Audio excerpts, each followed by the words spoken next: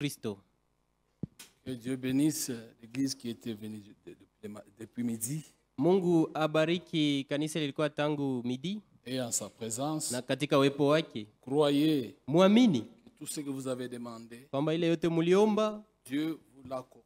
Mungu atamipatia hiyo. C'est ainsi dit le Seigneur. Ni hivi Bwana amesema. Demandez, Ombeni on vous donnera. nitamipewa. Cherchez, et Tafuteni vous trouverez. na mtapata. Frappez, Pigeni hodi et l'on vous ouvrira. na itafunguliwa Car kwenu. quiconque demande Sababu yote mwenye reçoit. kuomba yuko napokea. Que le Seigneur vous donne ce que vous avez besoin dans votre cœur. Bwana amipatie kile mnahitaji Vous katika l'accorde. mioyo yenu. Amipatie hicho. Quand le frère a introduit, Pale ndugu alianza. c'est comme s'il a triché sur mes papiers là. Ilikuwa saa yuko naangalia kubile niliandika. Comment ça? Namuna C'est gani? ce qui est sur mes notes. Jo kile niliandika.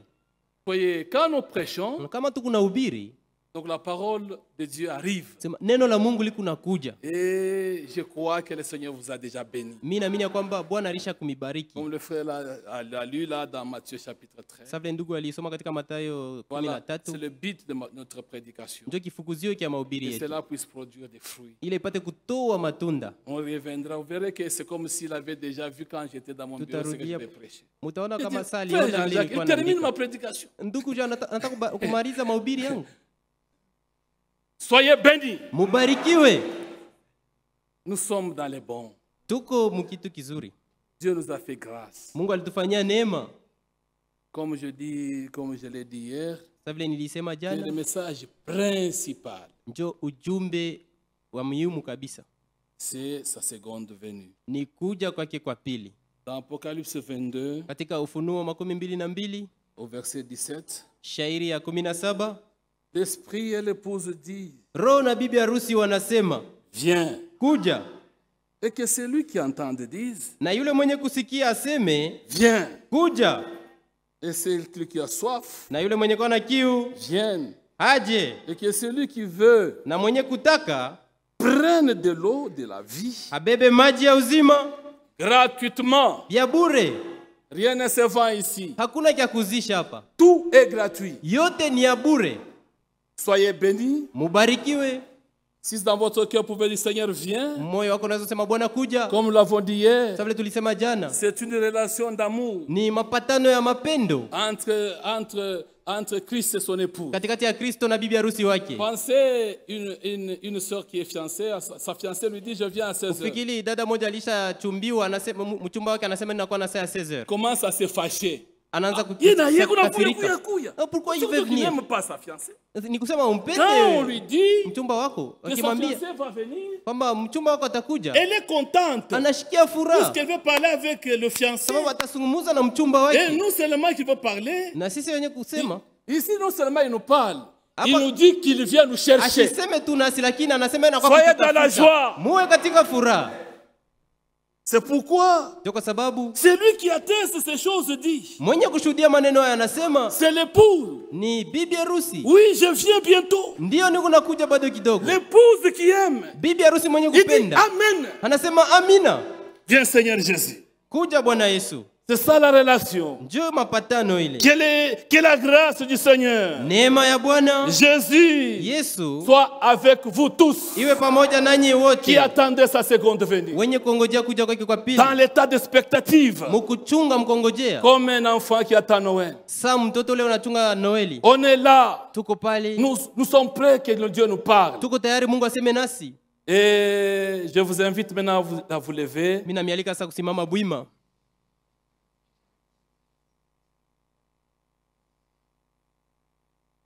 Psaume Zaburi 89. 89. 89. Zaburi 89. Heureux le peuple qui reconnaît les sons de la trompette. Heri watu wanaotambua mlilio wa barapanda. Et marche à la clarté de ta face, ô Éternel. Wanatembea kumwanga wa uso wako, e Bwana. Prions ensemble. Tuombe sisi wote pamoja. Seigneur, nous te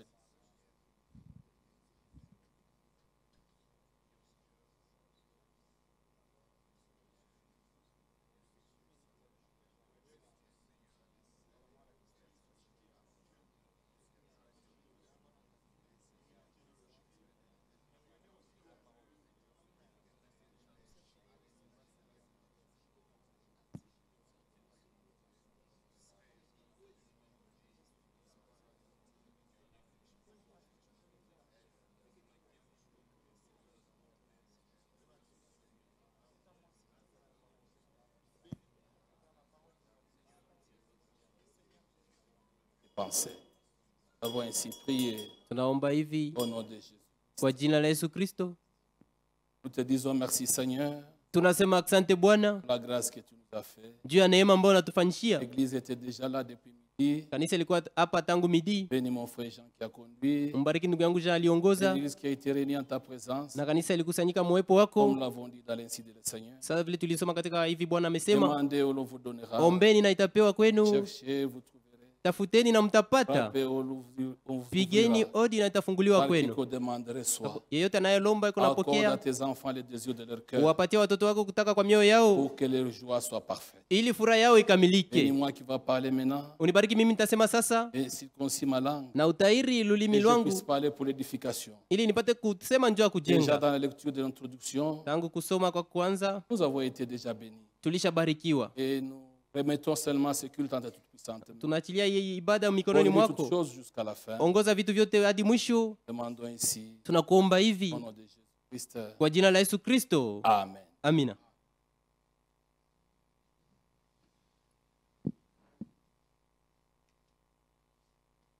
Heureux le peuple qui reconnaît le son de la trompette. Heri watu wenye kutambua mulilio ya parapanda. Quand ils l'ont reconnu, Wakati walipoitambua, marche à la clarté wanatembea katika mwanga de la face du Seigneur. wa uso wa Bwana.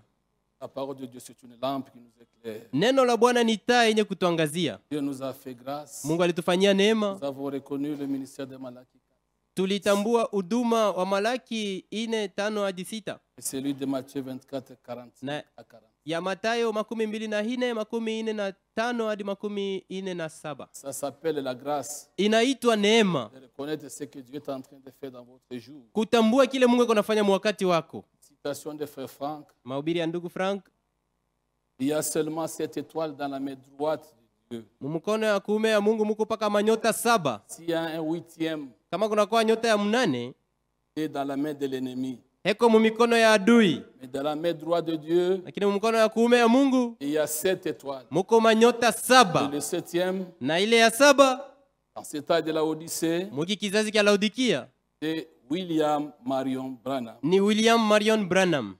Ça, nous le croyons Ile tunaiamini de notre cœur.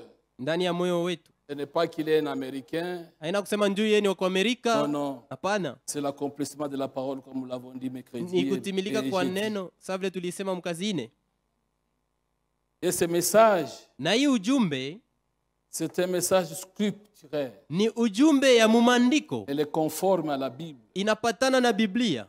Et nous qui l'avons reçu, Na sisi ambao tuliipokea nous sommes heureux, tuko waheri, comme notre frère Jean-Jacques vient de le dire. sawa vile ndugu Jean-Jacques anatoka mkuisema Il y a hapa. une béatitude pour ceux qui croient. Kuko baraka njoo ya wale wanaamini.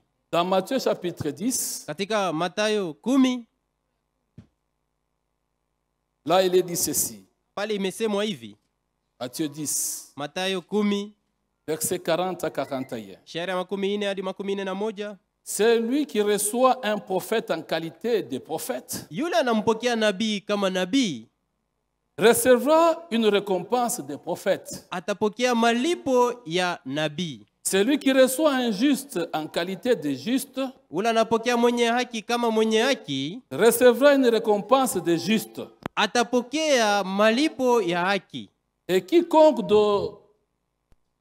le verset 40, Shairi ya 40. celui qui vous reçoit me reçoit. Yule atakayemipokea ananipokea mimi, Et celui qui vous reçoit na yule anamipokea reçoit celui qui m'a envoyé. anapokea yule alinituma. Oui, oui. Ndiyo. La suite, Inaendelea, celui qui reçoit un prophète en qualité de prophète yule anapokea nabii kama nabii recevra la récompense du prophète. atapokea malipo ya nabii. Oui, Ndiyo, il y a une récompense. kuko malipo Et nous serons récompensés. na tutalipwa. Quand vous recevez un homme que Dieu envoie, Unapokea mtumishi wa Mungu, ule Mungu anatuma, c'est Dieu que vous recevez. ni Mungu ule unapokea. Et la seule manière Namuna d'être pekee en connexion avec Dieu, ya kupatana na c'est de Mungu recevoir celui que Dieu envoie. ni kupokea ule Mungu anatuma. Luc 10. Luka 10, Luc 10, Luka 10 verset 16. shairi ya 16. Celui qui vous écoute m'écoute. Yule kona misikia ananisikia mimi. Et celui qui vous rejette me rejette. Na ula ananikatala ananikatala mimi. Et celui qui me rejette, je rejette celui qui m'a envoyé. Na ula ananikatala mimi anakatala ula alinituma. Ça devient clair. Inakuwa wazi. Nous qui acceptons le message du temps de la fin, Sisi ambao tunakubali nous ujumbe nous wakati wa incluons mwisho, dans ce que Dieu fait. tunaingia mkile Mungu akonafanya. Nous sommes bénis. Tunabarikiwa. Dans Jean chapitre 13, Katika Yohana 13 au verset 20, shairi ya 12. Jean 13, 20. Yohana 13:12.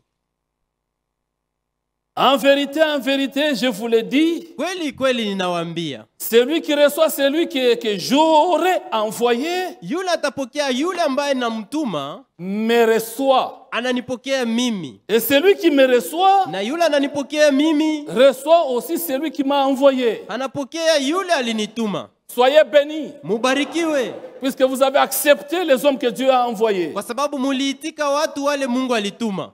Et Dieu a confirmé ce message. Na Mungu alihakikisha hii ujumbe. Il a dit à l'homme de Dieu, Alimwambia mtumishi wa tu Mungu, feras l'œuvre d'un évangéliste. utafanya kazi ya mpasha Il habari ne l'était njema. pas, Asikuwa, mais il avait fait l'œuvre d'un évangéliste. lakini alifanya kazi ya mpasha habari Il a njema. prêché en tant qu'évangéliste. Alihubiri kama mwinjilisti.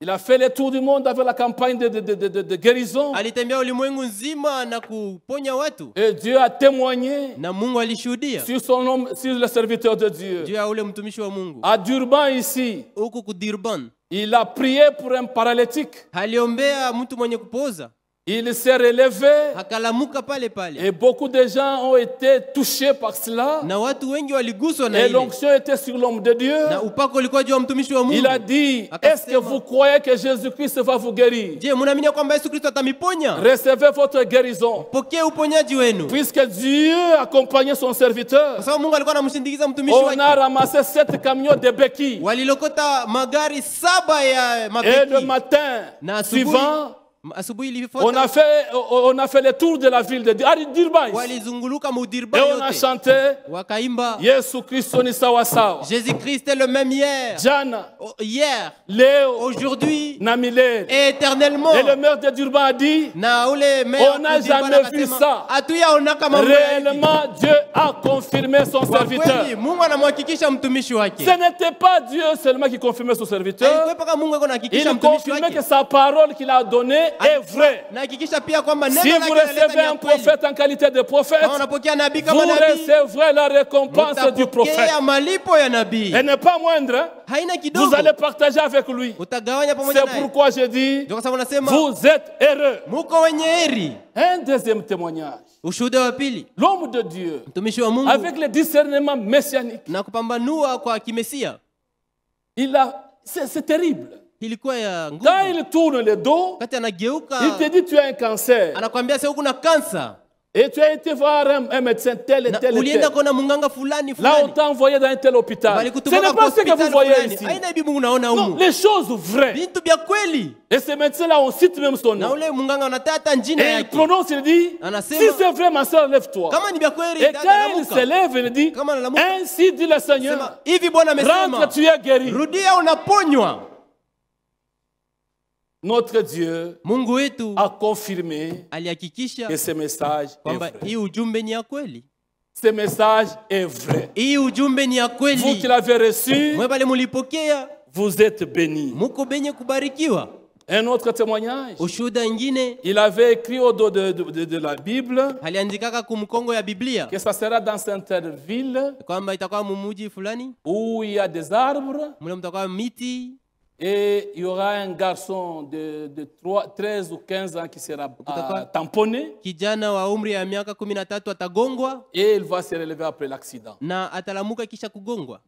Il est là à Ferland Anaenda ku Finland et il a vu cet accident. na anaona ile msiba, Il a vu, il est passé, anaona anapita, il a senti une main qui l'a touché, anasikia mkono mmoja inamgusa kuribeka, la main qui l'a touché. mkono inamgusa.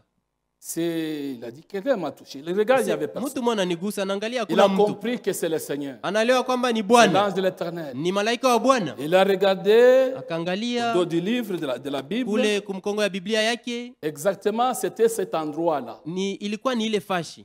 Il a dit Akasema à ceux qui étaient à ses côtés, wale alikuwa nao, allons sur le lieu de l'accident. twende pale musibe nafanyikia. Cet enfant va ressusciter. Ule mtoto atafufuka. Pas malade, hein? Ashukue Tamponné. mgonjwa. Mwenye kugongwa. Il est arrivé là-bas. Akafika pale. Les gens qui faisaient de constats, ils disent, ne faites plus de constats, il va ressusciter. Mwache musifanye na makonsta atafufuka. Il dit, s'il ne ressuscite pas, Kama ashifufuke, vous allez écrire à mon dos, mutaandika kumukongo yangu William Branham, faux prophète. kusema William Branham ni nabii wa bongo. Et les gens de l'ordre ont respecté. Na wale watu walikuwa wanatia. Il est allé vers l'enfant. Heshimia, akaenda kwa ule mtoto. Il n'a pas prié. Seigneur Jésus. Asikuombe, oh Yesu. Il a dit, le Seigneur, comme tu me l'avais déjà montré, au-delà de l'océan, que cet enfant ressuscitera, je suis là. Que cet enfant revienne à la vie. Et l'enfant, on l'a tenu par la main. Il s'est tenu debout. Ça, ce n'est pas un homme. C'est Dieu qui fait ça. Pour que nos yeux, et quand nous allons lire, quand nous allons comprendre ce que Dieu fait, nous puissions dire, Dieu a confirmé son serviteur. Les militaires étaient à garde à vous. Et ils ont dit, nous n'avons jamais vu quelqu'un faire ça. Ça, c'est Dieu qui a fait. Nous voulons un Dieu comme celui-ci, où il guérit les malades et ressuscite les morts. Il est le même hier, aujourd'hui et éternellement. Nous avons un message vrai. En 1950, on reviendra le dimanche. Devant 300 pasteurs, il a vu qu'ils ne vont pas louer cette salle. Il avait déjà loué. Qu'on va les déloger. Ils seront dans une autre salle, pas celui-là. Et il a vu chacun se mettre à la place où il devait se mettre. Il a dit aux organisateurs, la salle qu'on a louée là, on va le refuser. Nous irons dans notre salle et j'ai vu tel et tel se mettre à tel endroit. Ça, Dieu me l'a montré. Exactement les jours J, la salle a été délocalisée. Et chacun était là où Frère Branham les avait vus. Laissez-moi vous dire, la robe là que tu portes, et la chemise là que tu as, comme tu l'as portée aujourd'hui là, Dieu t'avait vu comme ça. Puisqu'il voit, il n'est pas comme nous. Il voit la fin dès le commencement. Il est omniprésent, il est omnipotent. Il est Dieu, il est infini. Alléluia. Et avec cette qualité-là, il connaît toutes choses. Quand tu as changé là, voilà. Quand tu changes là, c'est ce que tu devrais porter ces jours-là. Notre Dieu est Dieu. Maintenant, il arrive. Il dit aux organisateurs, vous avez vu ce que je vous avais dit avant. C'est arrivé exactement. L'organisateur a dit, l'homme de Dieu que voici, il m'a dit que vous serez délocalisé, vous occuperez la salle que nous avons, et toi tu te seras là et l'autre là-bas. Comme vous êtes là, il me l'a dit ça avant. Ils ont eu peur. Alors, il a dit ceci, que celui qui croit que ce que je prêche ici n'est pas dans la Bible, sur tous les enseignements que je prêche, ils viennent et qu'ils se mettent à ma droite là où c'était le large. Il dit, je n'ai jamais vu une salle aussi silencieuse comme celui-là. C'est pour dire quoi? Ce son que nous sommes. La trompette qui sonne ici, c'est un son clair sur la semence du serpent, sur le mariage du divorce, sur le baptême au nom de Jésus, sur toutes les points doctrinales, que la femme ne peut pas couper ses cheveux, que la femme ne peut pas prêcher. Tout ce que nous croyons est biblique. C'est un son clair. L'évangile que nous prêchons ici, c'est un son clair. Et resterez-vous, puisque vous avez reconnu le son de la trompette. Soyez bénis. C'est un message vrai. Ce n'est pas par fanatisme. Non, non, non, non. C'est Dieu qui l'a confirmé. Dieu a confirmé sa parole. Et nous croyons aussi que dans cet âge, Dieu a fait qu'au ministère prophétique puisse être accompagné avec un ministère d'enseignement. Ça, c'est aussi une grâce. Il y a ceux qui rejettent les prophètes. Et il y a ceux qui le croient. Mais nous sommes de ceux qui croient. Et ceux qui croient les prophètes sont allés dans des fausses doctrines. Beaucoup d'entre eux. Je vous l'ai dit le premier jour que moi ici, votre frère, j'étais parmi ceux qui étaient dans ce combat-là de tonnerre, révéler nos rêves. Vous avez trouvé les choses déjà calmes. Et vous marchez déjà sur une route déjà taillée. Mais nous étions là en train de discuter de 19h jusqu'à minuit. Mais maintenant ici, Dieu nous a fait grâce avec le ministère de l'enseignement. Nous sommes au clair sur tous les points. Que son nom soit loué. Soyons reconnaissants. Soyons reconnaissants. La Bible dit, soyez reconnaissants en toutes choses. Et dans ce point ici, nous disons, merci Seigneur de nous avoir ouvert les yeux comme notre frère l'a lu. Errez vos yeux parce que vous voyez. C'est Dieu qui a ouvert nos yeux. Paul dit que Dieu illumine les yeux de votre cœur. Et les yeux de notre cœur ont été illuminés par le Seigneur. Que son nom soit loué. Que son nom soit béni. Il est Dieu.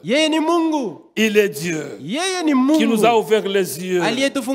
Et il a travaillé, cet homme de Dieu, comme scribe. J'ai tout un tas de livres là de frères.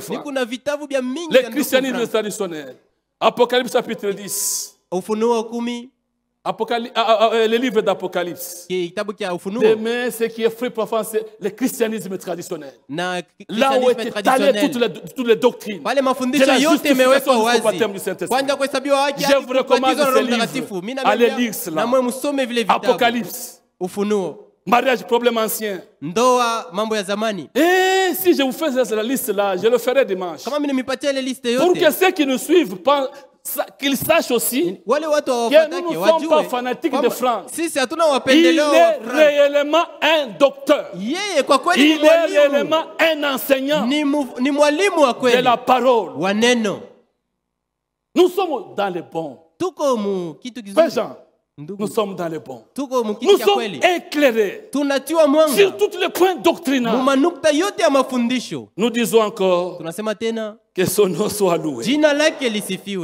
Et dans cet âge, il y a eu trois grands semeurs. Le premier d'entre eux, c'est Billy Graham. Il a prêché, il a semé une semence dénominationnelle.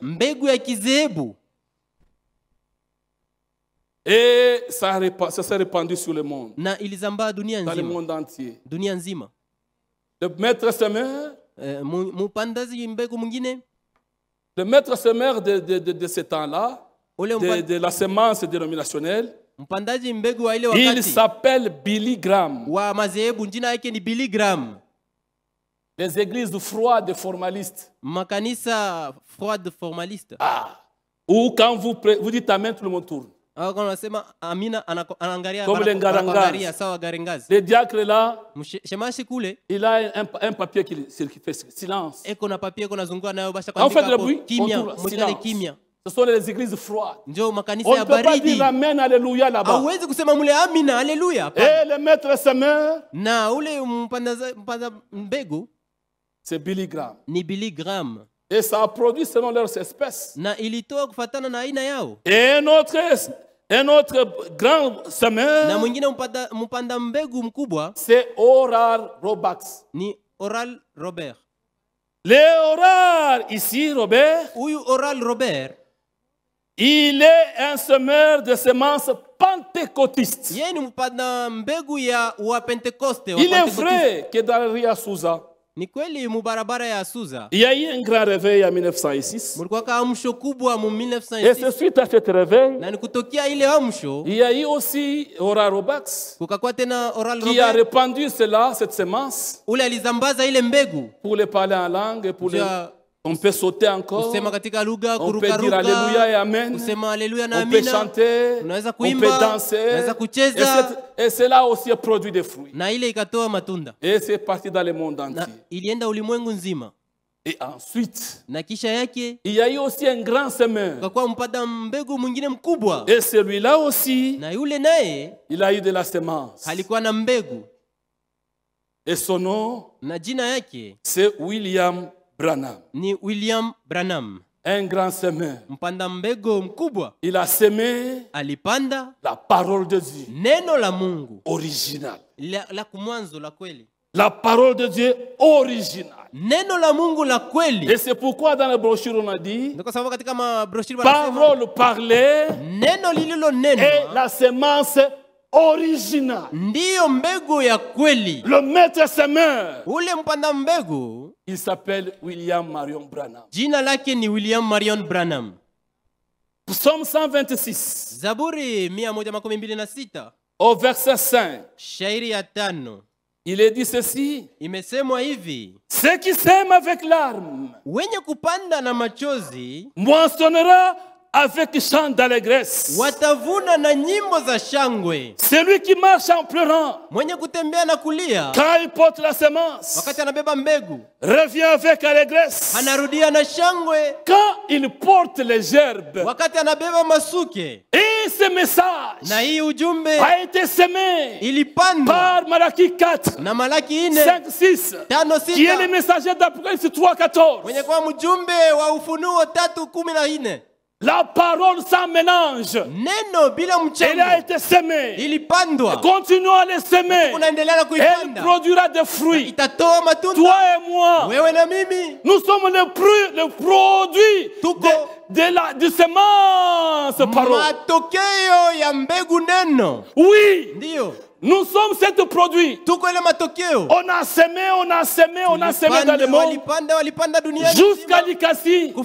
Jusqu'à Ankoro. Jusqu'à Kilelabalanda. Notre Dieu, il est Dieu. La semence a produit des fruits. Mais maintenant, moissonnant, la moisson sera grande. Et nous partirons dans l'enlèvement. Mais la semence, la bonne semence, c'est nous. Dieu a semé la parole à nous.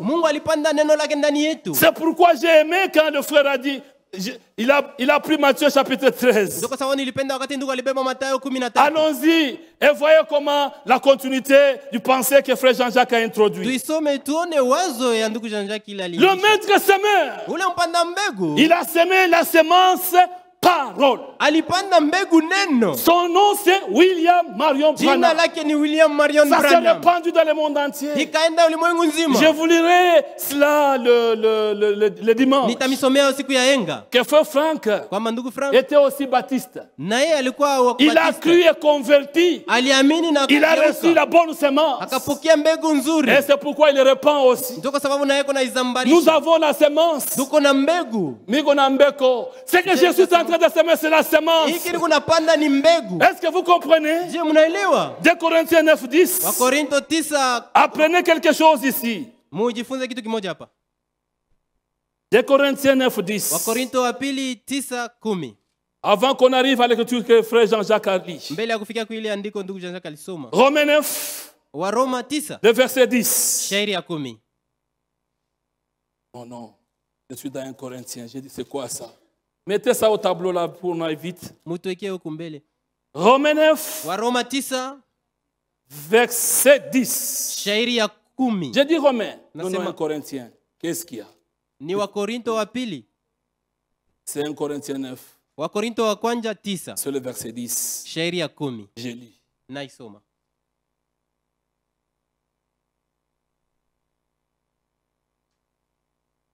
Je suis sur une mauvaise page. Wakorinto wa pili. Non, c'est 2 Corinthiens. Mettez 2 Corinthiens 9. Wakorinto wa pili sura ya 9. C'est bon. Ni ya mzuri. Ceux qui sèment avec larmes, wanaopanda na machozi na kulia, ils vont moissonner watavuna avec les cris de joie. Na lalamiko la shangwe la furaha. 2 Corinthiens 9, 10. Korinto wa pili 9 shairi ya 10. Celui qui fournit de la semence au semeur, mwenye kutoa mbegu kwa mwenye kupanda, c'est Dieu. Ni Mungu. Et il a donné la semence à William Branham. Alileta mbegu kwa William Branham. Même les apôtres, ils avaient la semence. Hata wa mitume walikuwa na mbegu. Et ils jetaient la semence. Na walianza kutupa ile mbegu. Et du pain pour sa nourriture. Na mkate ndio chakula chake. Vous fournira. Atamipatia. Et vous multipliera la semence. Na atamizidishia mbegu. Et il augmentera les fruits de votre justice. Na ataongeza matunda ya uhaki wenu. Est-ce que vous le voyez? Je Mungu naiona. C'est seulement une écriture que je prends. Ni andiko tu mimi nabeba. Heureux. Heri. Voyez? Mnaona? Qu'est-ce qu'il dit là-bas? Imesemwa nini pa? Heureux le peuple qui reconnaît de la son de la trompette. Heri watu wanaotambua mlilio wa parapanda. Et quand je suis ici, na kama ni hapa niko, le semeur, mpanda mbegu, lui me donne, il multiplie les semences. Eko nazidisha mambegu. Il multiplie la parole. Eko nazidisha la bonne semence, mbegu qui est la parole de Dieu, pour que ça tombe dans vos cœurs. Ili pate kuanguka ndani ya mioyo yenu. Est-ce que vous comprenez? Je munaelewa? Oui, c'est lui qui multiplie la semence. Ni yeye ndio konazidisha. Si nous avons la parole de Dieu, il augmente la parole, la semence, la bonne semence. Mbegu nzuri. Et ici, na hapa, et semer la bonne semence. Mbegu nzuri imepanda. Est-ce que vous croyez comme ça? Munaamini vile? Est-ce que vous croyez comme ça? Je munaamini vile? La bonne semence est donnée ici. Mbegu nzuri imeletwa hapa. C'est pourquoi nous allons dans Matthieu chapitre 13. Katika Mathayo 13. C'est Dieu qui nous multiplie la semence. La parole de Dieu. Il nous multiplie. Il nous donne la parole. Nous allons dans l'écriture, une autre écriture. Et pour que la semence produise beaucoup de fruits, qu'il y ait beaucoup de croyants. Et la bonne semence, c'est vous. Voyez, une grande foule. Verset 2. De Matthieu 13. Une grande foule s'étant assemblée auprès de lui. Oui, il monta dans la barque. Il s'assit, toute la foule se tenait sur les rivages. Il leur pria. Il leur parla en parabole sur beaucoup de choses. Et il dit, un semeur sorti pour semer. Comme il a semé, verset 4, une autre partie tomba sur les endroits pierreux. Verset 6. Mais quand parut le soleil, elle fut brûlée, séchée. Une autre partie tomba sur les épines. Les épines les montèrent et l'étouffèrent. Et une autre partie tomba dans la bonne terre. Et la bonne terre, c'est votre cœur. Et si vous recevez la semence, un grain 100, un autre 60, un autre 30. Que celui qui a des oreilles pour entendre, entend. C'est le même parabole. Dans Luc, Luc 8, versets 11 à 15. Puisque là-bas c'est court, revenons au Luc 8. C'est le même. Ici, je le prends à partir du verset 1, 11. Voici ce que signifie la parabole. La semence, c'est la parole de Dieu. Ceux qui sont le long du chemin, c'est ceux qui entendent. Puis le diable vient et enlève de leur cœur la parole, de peur qu'ils ne croissent et soient sauvés.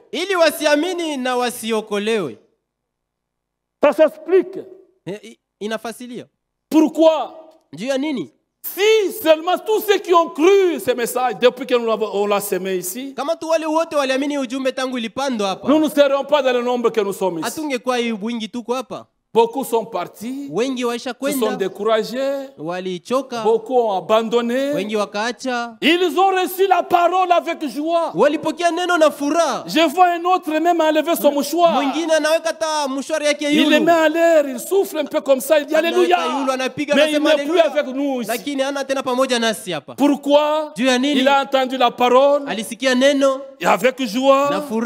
Puis ensuite, et celui a été enlevé. Ceux qui ont reçu la parole.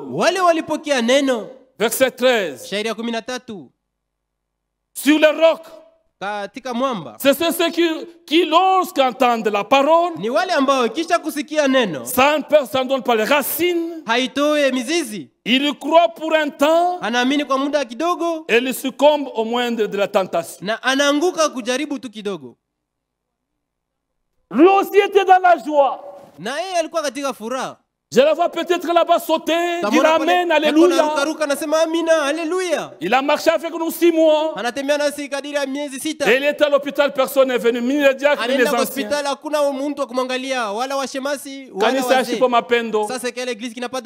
Il est sorti. À la moindre preuve, quand son enfant est mort, et il n'avait personne, seulement quelques diacres. Et il est parti. Comment ça? La parole n'a pas fait de racines. Puisque la Bible dit, qui me séparera de l'amour de Dieu? Serait-ce la tribulation, l'angoisse, la persécution? Rien ne pourra mais séparé de l'amour de Jésus. Que les diacres viennent, que les diacres ne viennent pas, que les pasteurs m'assistent, que les pasteurs ne m'assistent pas. Moi, je suis en connexion avec mon Dieu. Que les pasteurs te connaissent, que les pasteurs ne te connaissent pas. Toi, Dieu te connaît par ton nom. Non seulement par ton nom, il connaît même le nombre de tes cheveux. Quelle garantie! Et il dit, ceux qui sont dans ma main, ils sont dans une protection divine. Personne ne peut les arracher de ma main. Quelle sécurité! Vous qui croyez contre vent et marée, soyez bénis.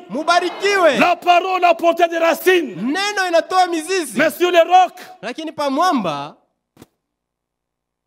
c'est pour un temps. Ça s'explique. Ce qui est tombé parmi les épines, ça encore. Et ceux qui ont entendu la parole, ils ont été heureux puisqu'ils ont reconnu cela. Ils ont marché un peu dans la lumière de la face du Seigneur. C'est ceux qui ont... Ce qui est tombé dans les épines, c'est ceux qui ont entendu la parole, s'en vont et la laissent étouffer par les soucis, les richesses et les plaisirs de la vie. Ils ne portent point de fruits qui viennent à maturité. Et aussi ont sauté. Ils se sont réjouis. Et c'est écrit si t'accomplirait. Heureux le peuple qui ne connaît les sons de la trompette. Il marche à la clarté de ta lumière. Il marche devant ta face, ô Éternel, pendant même 3 ans. Mais soucieux là, mi pakajip. Quand Shabbat ne coupe pas ta brado, si je ne trouve pas de brado, moi je viens essayer d'abandonner les abords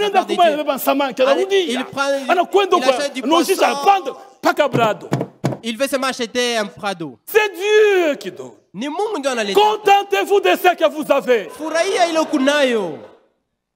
Vous faites un défi.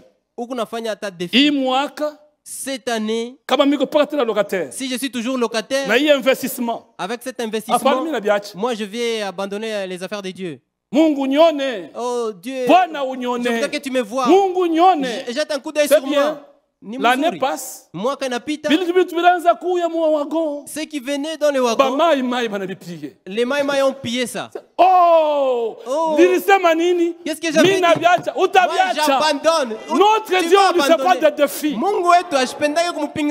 Il est souverain. Il élève, il abaisse. Il est Dieu. Il est souverain. Tu calcules les années. On a déjà 35 ans. Déjà 35 ans. À 38 ans, moi je vais abandonner ça. Facebook. Sur Facebook. 40 ans. Tu vas abandonner. Notre Dieu, il est Dieu de sa parole. Il n'y a pas de conditions pour aller dans l'enlèvement. Célibataire ou marié, croyez recevoir le Saint-Esprit. Tu vas abandonner les affaires de Dieu. Oh, sœur, on ne te voit plus. Oh, moi, je suis chez les Shippering. C'est triste. Restez dans la parole. Comme je l'ai dit le premier jour. Contre vent et marée. Bakia. Shikamana. Persévère. Nous sommes de Jésus.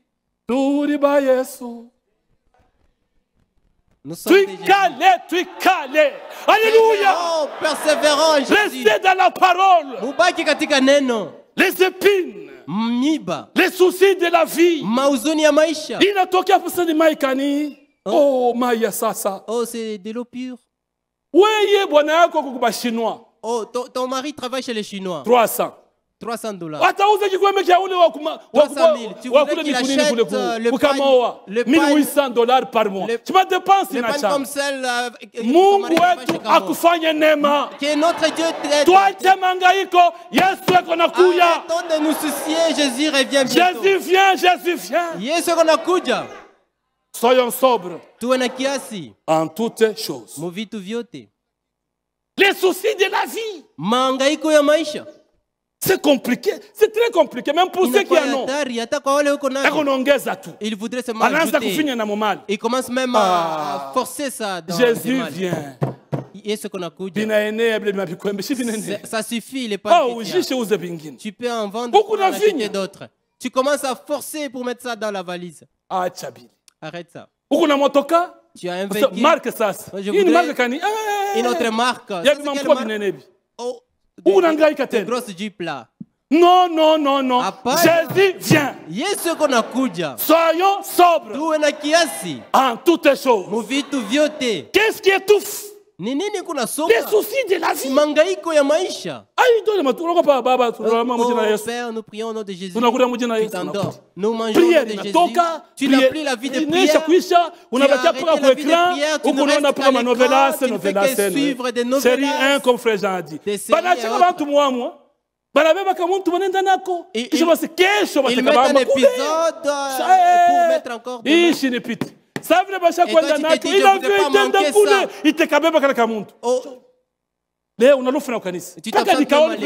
Je voudrais suivre la suite. On vous met ça dans l'envie. Et ça étouffe la semence.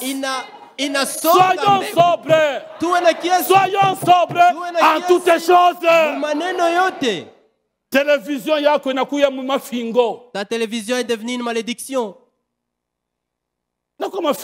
Ça devient une malédiction. Pour toi. C'est une question dans les questions et réponses. Est-ce que la télévision est une malédiction? Oui. Ça dépend de la manière dont vous utilisez ça. Puisque les programmes ne sont pas censurés. Quand vous l'utilisez mal, ça deviendra une malédiction. C'est l'enfer dans votre maison. Nous, quand moi j'étais très radical, je ne pouvais pas. Télévision. Ah, 2000 combien au c'était en 2000. Avec les citations, je me suis dit non, non. Naima Obiri nilikuwa nasema pana ça la télévision l'enfer. Télévision ndio yenye adeze. Nous on a que 2000. J'en ai seulement en 2000 quelques ici. À cause de cette citation-là. Mais que dire maintenant avec l'Internet? L'enfant est dans sa maison, dans sa chambre, avec des films. Toi aussi tu es là. Mungu atusaidie. Que Dieu nous aide. Mungu atusaidie. Que Dieu nous aide. Nos enfants, que Dieu vous aide. Vous êtes libres. Mais ne faites pas de cette liberté cette proteste pour vivre dans le péché. Soyez disciplinés. Jésus vient. Jésus vient. Soyez disciplinés. Comment? Les jeunes hommes rendent sont sentiers purs. En se dirigeant d'après ta parole. Gardez la parole. Même si tu es seul. Mais il y a un œil qui te surveille. Étouffé par les soucis. Cette parole, quand elle est prêchée comme ça, c'est pour dire que Dieu nous aide. Vous êtes exposé à la parole. Vous êtes exposé à la parole. Mais le fruit ne se montre pas. Parfois on dit, est-ce que les gens écoutent ou bien ils n'écoutent pas? Me dit, j'ai parlé pendant 15 ans contre toutes ces choses-là. Mais les gens multiplient encore les faits. Verset 15. Ça c'est toi et moi. Ce qui est tombé dans la bonne terre, c'est ceux qui ont ayant entendu la parole avec un cœur honnête et bon, les gardent ou avec un cœur honnête et bon, la retiennent et portent du fruit avec persévérance. Nous ne sommes pas destinés à la perdition. Nous ne sommes pas destinés à la perdition, mais à la vie éternelle, à l'enlèvement, à la transmutation, comme nous l'avons dit hier. C'est à cela que Dieu nous a appelés. Regardons à ce que Dieu nous a appelés. Portons des fruits. C'est pourquoi j'ai dit que ce que mon frère a dit là, c'était bon. Puisqu'il dit quelque part, verset 11, Jésus lui répondit, parce qu'il vous a été donné, vous, de connaître les mystères du royaume de Dieu. Et c'est là, leur n'a pas été donné. Oui. Verset 13. C'est pourquoi je parle en parabole, puisqu'ils sont de la perdition. Et pour s'accomplir cette parole d'Esaïe, vous entendrez de vos oreilles et vous ne comprendrez point. Vous regardez à vos yeux et vous ne verrez point. Les gens regardent. C'est un homme Franck qui parle de ces Allemands, ils ont tué des Juifs. Ils les méprisent. Et pourtant, ils cachent, c'est un trésor qui cache la parole de Dieu. Dieu les ferme les yeux, mais à toi Dieu t'ouvre les yeux. Vous êtes heureux. Et ça chope. Est-ce que votre pasteur là qui a prêché là, il a un diplôme en théologie? C'est le Seigneur qui l'a. Continue quoi? Le Seigneur. Nous voulons celui qui a les droits canons. Il s'achoppe. Il s'achoppe. Il n'a pas fait des études théologiques quelque part. C'est Dieu seulement qui l'a appelé. Tu dis quoi appeler seulement comme ça? Il s'achoppe.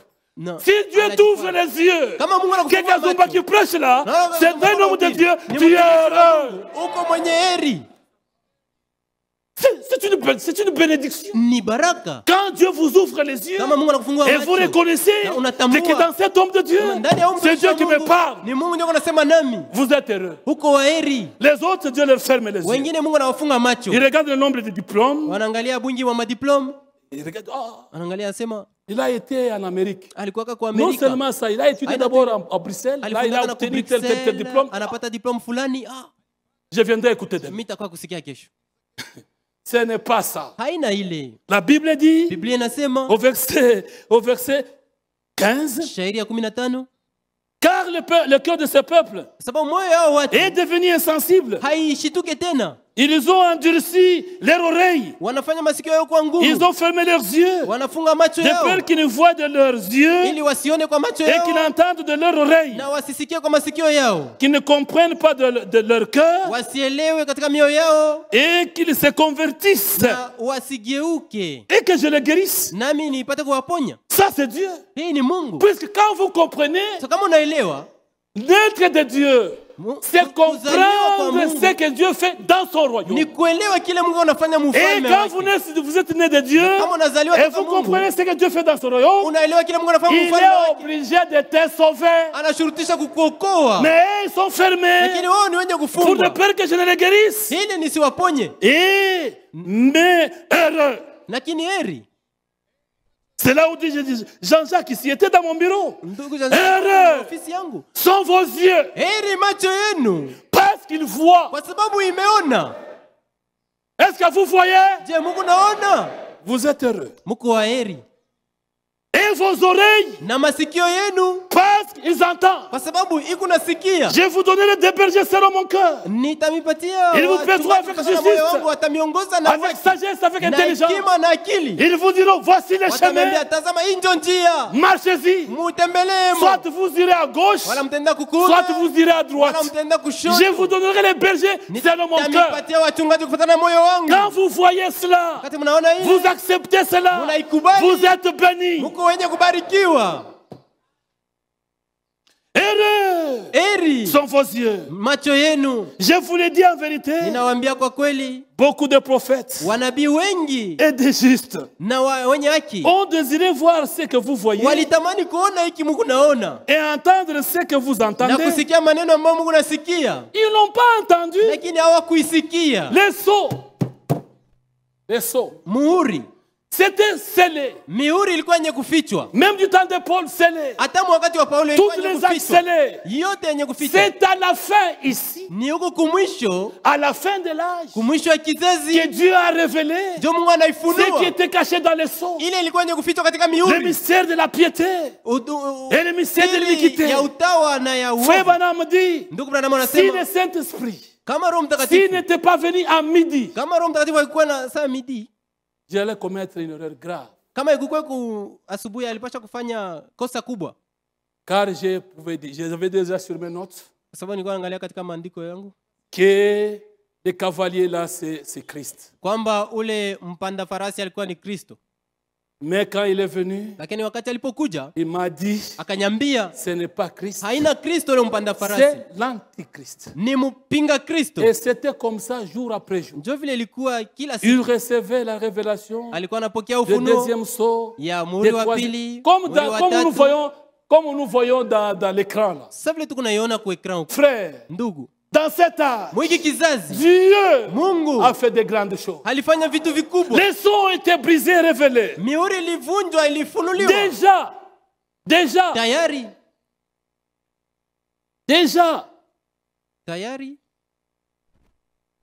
Déjà en 1900 combien? Attends. La lettre circulaire de janvier 1973. À la page 9. Je ne saurais pas vous lire ça. On va reprendre à partir de là pour vous dire que Dieu a fait avec nous les grandes choses. Et que son nom soit béni. Heureux vos yeux car vous voyez. Vos oreilles parce que vous entendez. Ceux qui ont la brochure, la lettre circulaire qui les prennent. Et ceux qui sont aussi à la technique, qui l'écrivent là-bas, qui se restent dans la machine. Lettre sur de janvier 1973. Page 9. Nous allons aller jusqu'à la page 10. Vous allez entendre bien ceci. Mais heureux sont vos yeux parce qu'ils voient. Et vos oreilles parce qu'ils entendent. Vous allez entendre ça le dimanche. Nous sommes les bienheureux. Puisque Dieu nous a connectés à la vérité. Et le dimanche, nous allons nous efforcer de parler sur ce sujet. Et nous allons clôturer. Comme je reprends le mercredi, on va encore revenir. Et Dieu nous donnera le pain de ces jours-là. Mais le dimanche, on va clôturer avec ce sujet. Acceptez de vous mettre debout.